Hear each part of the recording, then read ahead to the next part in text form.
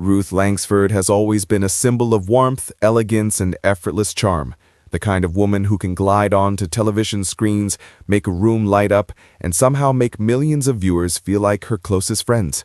But behind her steady smile and polished professionalism lies a fear she rarely speaks about, a fear that follows her quietly, shadowing even the happiest moments of her life.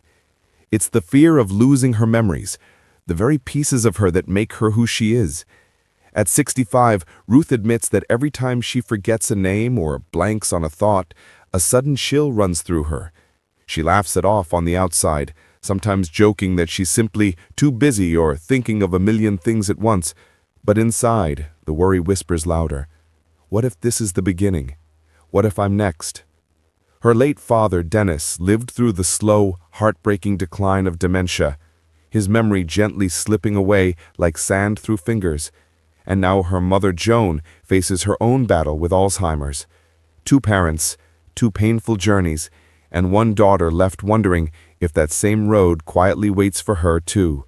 She confessed that she remembers her father in his late 60s, small slips, subtle changes, things the family didn't fully understand at the time.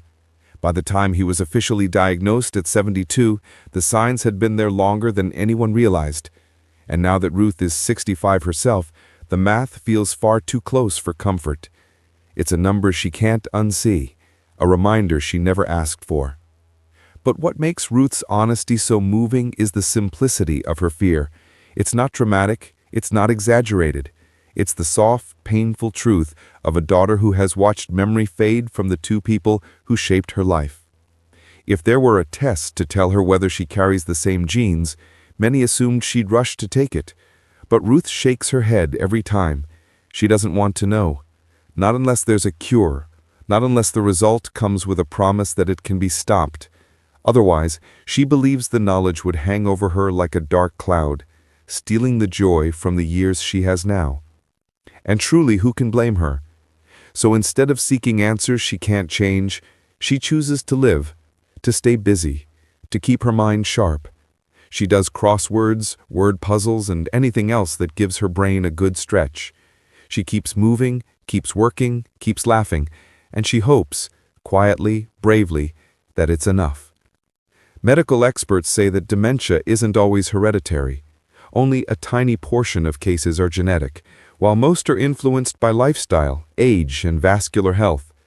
But statistics don't erase Ruth's memories of her parents' struggles. They don't silence the echo of watching her father slip away or the weight of caring for her mother now. And yet, for all the fear she carries, Ruth remains one of the strongest souls on television. She continues to shine on Loose Women and other projects, proving that vulnerability isn't a weakness, it's a kind of courage, a reminder that even the most glamorous public figures carry private battles. Her heart is big, her honesty is refreshing, and her determination to keep going, that is what makes her truly remarkable. She said something beautifully simple, yet profoundly powerful. I just try to live my life. You can't dwell on it because it will consume you. It's a quiet wisdom, gentle, but honest. And still she admits that the thought of dementia crosses her mind more often than she'd like. But she doesn't let the fear win. She wakes up each day ready to laugh, to work, to love, to remember. She chooses joy even when fear knocks. She chooses hope even when uncertainty whispers. And in that choice is a strength that inspires everyone who watches her. As her story reminds us, memories may fade, but courage, love, and resilience, those are the things that leave lasting imprints long after everything else grows quiet. If you want more heart-tugging, emotional stories like this one, make sure to stay close, because there's always another journey worth sharing, another life worth celebrating, and another chapter waiting to be told.